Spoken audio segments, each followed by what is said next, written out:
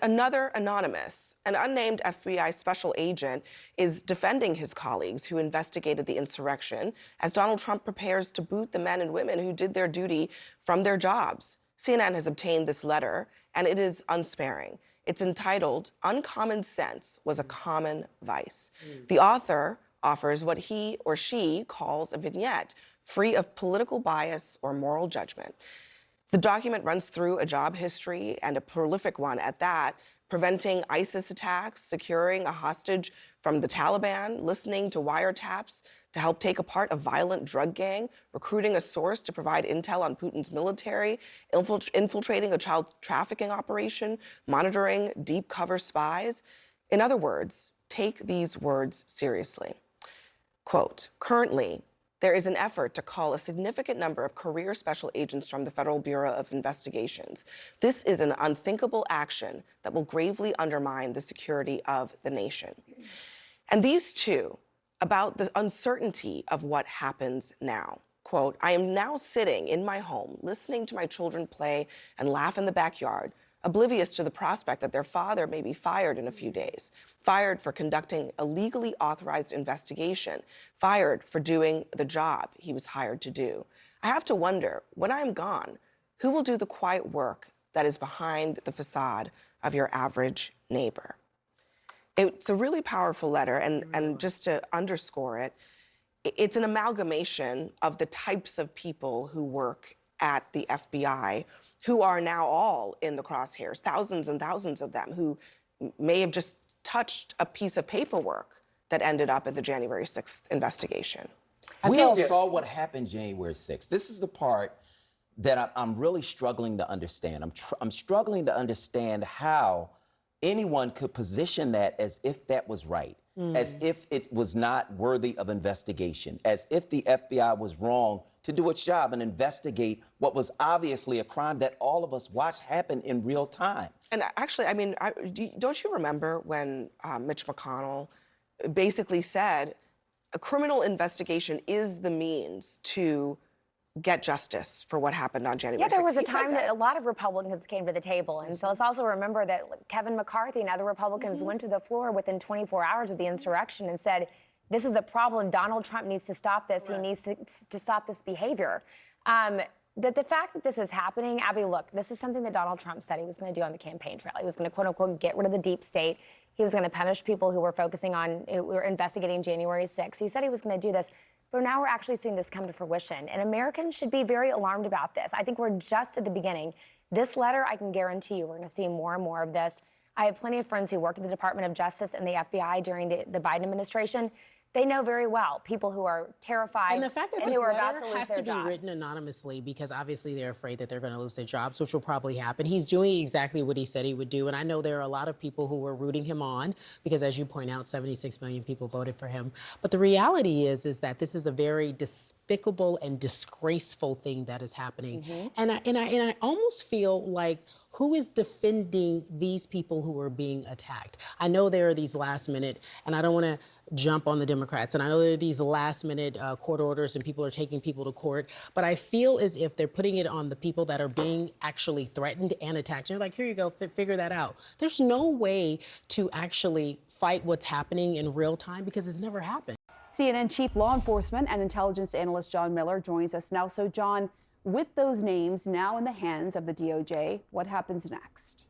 Well, that is the question. Remember, Pam, this is where the FBI was asked to provide this information instead of providing names because they were concerned of what would occur with these identities. They provided the unique employee identification numbers so that if there was some matter that made them want to need a specific name, that number could be run.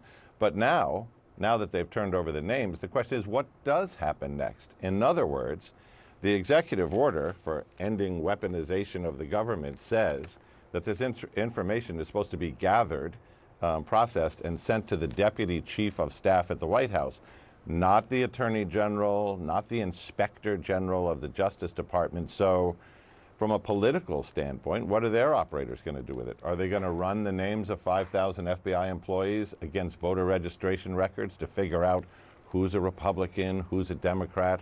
Are they going to use those names to search social media to figure out what someone said within their First Amendment rights in a post. Nobody knows the answer to that, but to be fired or to have sanctions taken against them in their jobs, that has to go through a process which they have delineated none of. So that is the question. And the Justice Department, for its part, has said that it will not fire agents who acted in, quote, an unethical manner.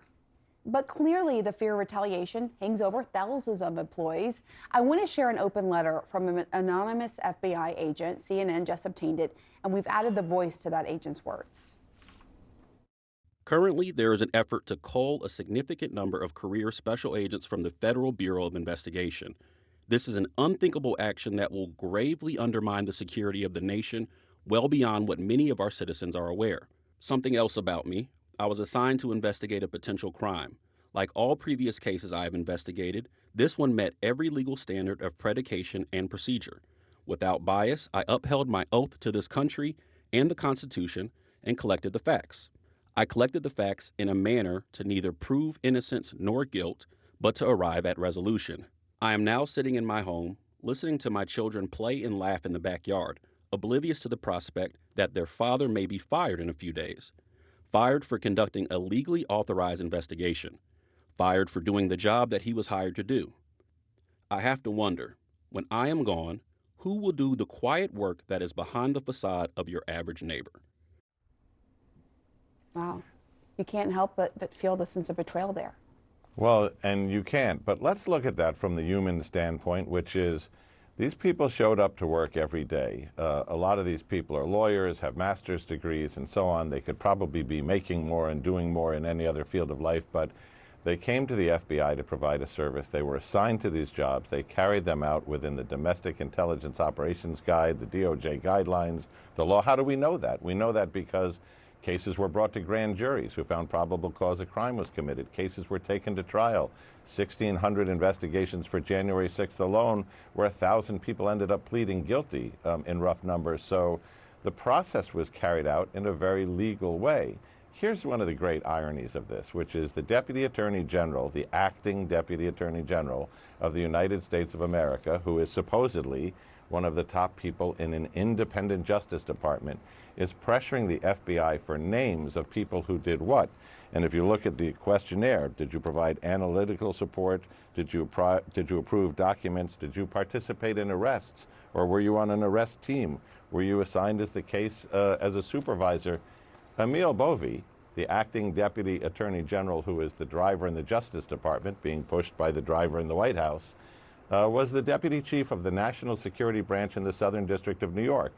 When I was working on the New York Joint Terrorism Task Force after the January 6th case, and my detectives and the FBI agents working with us went across the street to the prosecutors to get search warrants, subpoenas, court orders, Emil Bovee was the Deputy Chief of the section that was actually approving all of those.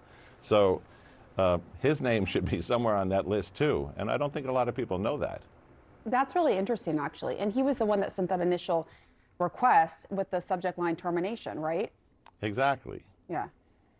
John Miller, thanks so much.